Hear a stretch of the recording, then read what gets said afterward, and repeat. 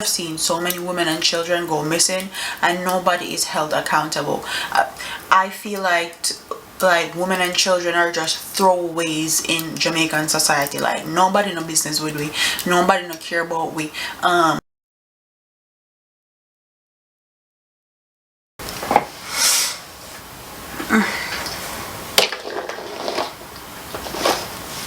Hi guys, welcome to Brains and the Beat. If you're new here, please like, comment, share, and subscribe.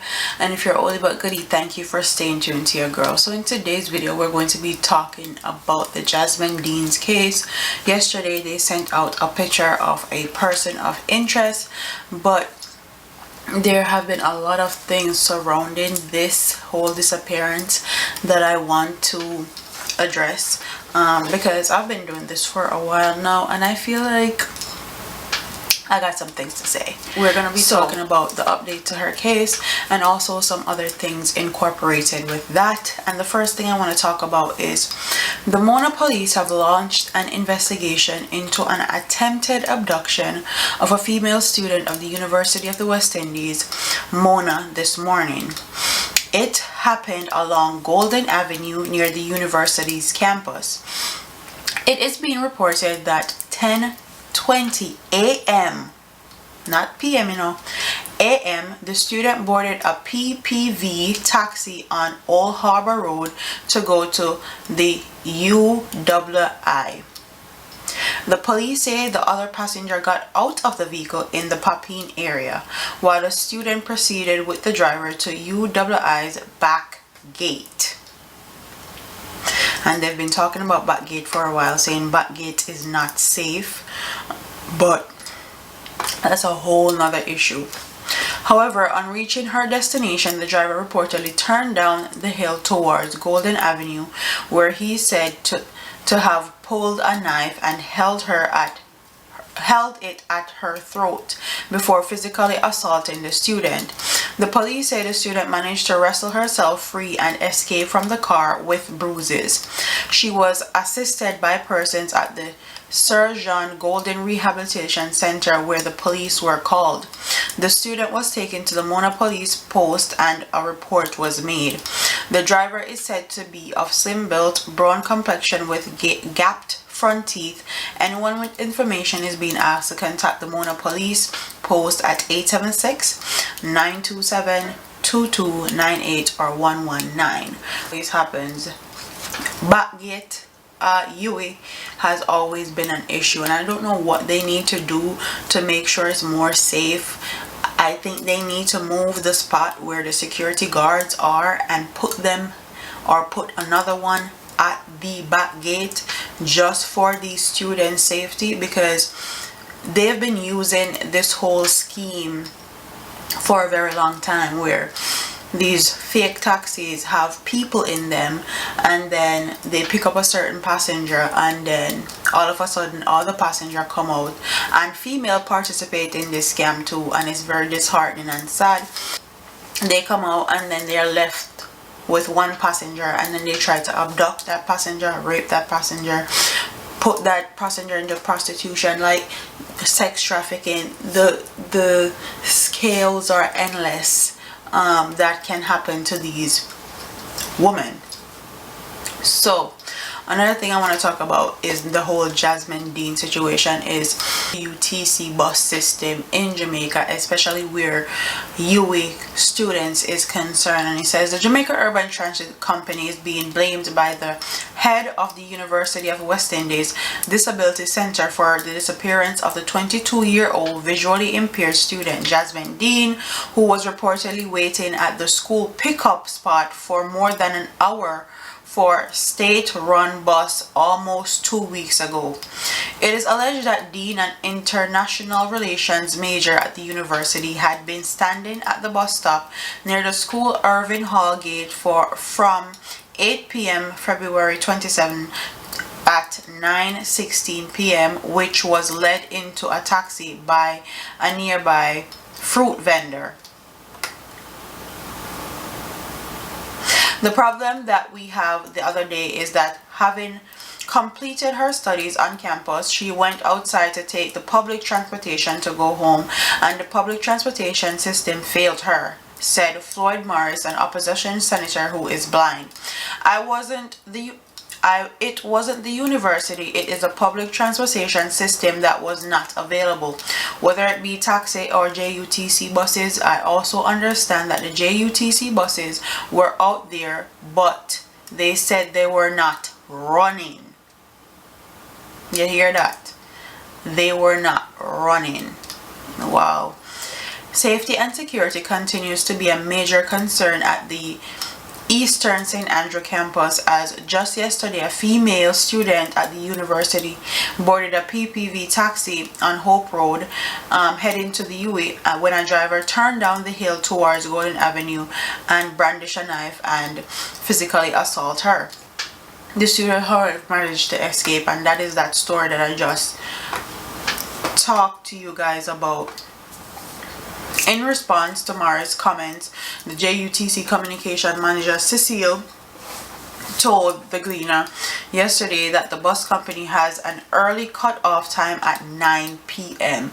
So basically, if you have class or you got caught up or you went to the library and you didn't go exactly at 9 when their cut-off point is, you get knocked. And that's not acceptable. Especially when stuff like this continues to happen. The amount of missing women and children in Jamaica is crazy. Just go on the missing people's website for Jamaicans and you'll see thousands of women and children that are missing. Crazy. So if this is something that continues to happen, why not just extend the time for that particular area of JUTC bus drivers? Do it until 10, 11, 1 hour, 2 more hours is not going, it's not going to kill the drivers. It's not. When the Gleaner informed Thomas that Dean had reportedly been standing at the bus stop from 8 p.m. That night of her disappearance, he said the delay might have been caused by a breakaway in Augustown that had slowed the fleet in the area. And they're doing what they do best, making sure that their company is covered, making sure that their PR team is handling what they're supposed to handle, because they don't want the JUT bus system to look bad. But it's about time that they take responsibility, because people have been complaining about the same issue for a very, very long time. I cannot say with great certainty that would cause the issue here in terms of a bus not showing up over that period, but I can say we're having a meeting with the UWI tomorrow to iron out as best as possible some of the issues and see how best we can improve our services, Thomas said. When asked if special transportation would be made available for disabled students in the wake of Dean's saga, Morris said the visually impaired and otherwise abled students do not require pity, but a consistent environment that will allow them to participate just as anyone else. And that is further from the truth. If you're disabled in any shape or way, there needs to be special accommodation made for you. They do it in the United States. Why not do it for University of West Indies students? I'm just saying. We know that they don't want sympathy, we know that they don't want pity, but they do need extra help, and to keep them safe, if that's what we have to do, whether visually impaired or not, whether disabled or not, that's what we need to do. I've been saying that not because of Jasmine has gone missing means we are going to venture into a pity party for students with disabilities, because students with disabilities don't want pity. Once we operate the Office for Special Student Services is to assist with the learning of students with disabilities, but when it comes to onto transportation, it is the same services that are offered to the non-disabled students that is offered to the disabled students, Morris said. The Mona police are still investigating the disappearance of Dean and yesterday attempted abduction, and that attempted abduction happened in the middle of the morning, 10 a.m. So these people have no qualms about when, where and how they abduct these women. So let's get into the update and the person of interest that they want for Jasmine Dean. It says the police are appealing to the public to assist them in finding a man who they say is a person of interest in the investigation in the disappearance of university student Jasmine Dean.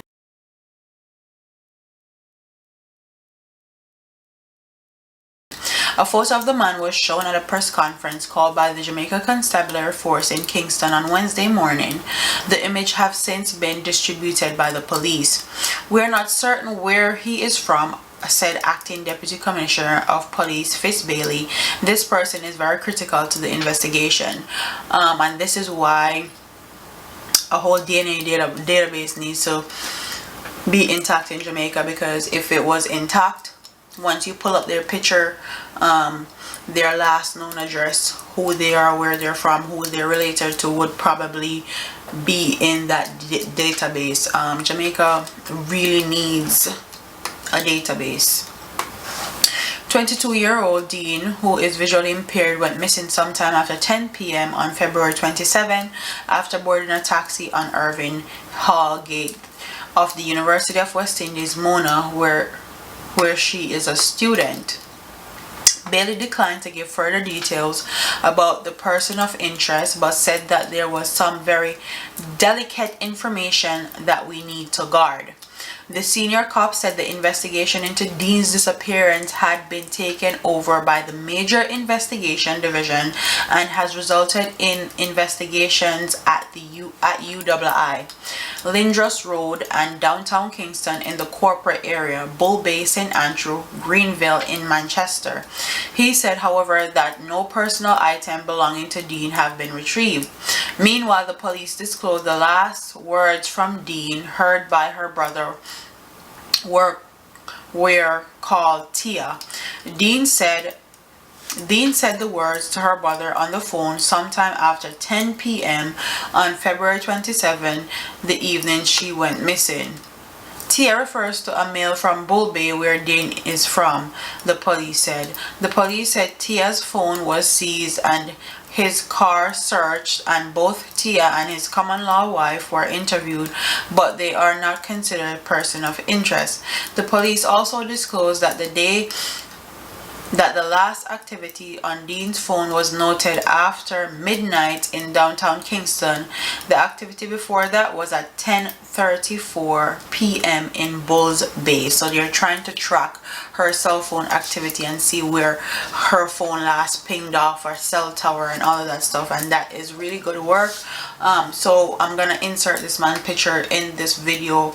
Please, I'm asking, I'm begging, I'm pleading, if you guys know him, if you're in side chick, if you're in wife, if you know of him, if you see him around town, please call the police and tell them all the information, because I know it's been a long time that she has been missing. I'm gonna come out and say, normally when people go missing for an extended period of time in Jamaica, they don't come up alive. So if it's even for her body to be discovered and for them to have a proper burial, and actually grieve in peace, and just that whole process, they need that. So if this person can actually lead them to that, please help them do it. He's a person of interest. That doesn't mean he's guilty. He may just have information that they want, so don't crucify him just yet. Wait until they actually develop this case, and get all the information that they need. I hope she's found very safe and well and sound, but from years of doing this and experience, I know that normally it doesn't end up very good. And with the amount of time that she has been missing, and also the amount of press that this story has been getting, if they abducted her, they probably at this stage don't want the liability. They don't want to deal with the consequences, because there's so many eyes on this, so they probably killed her. But I'm still hoping for the best. I'm still hoping that even if they did, they'll lead us to her body and lead us to where she is, and her family can get some closure, and the people that did this to her be held accountable. That is my biggest thing. I'm tired of, gone are the days when people used to protect us. So please share the picture on social media everywhere, and I hope she's found alive and well. Don't forget to like, comment, share, and subscribe. Leave your comments in the comment section below, and I'll see you in the next one. Deuces.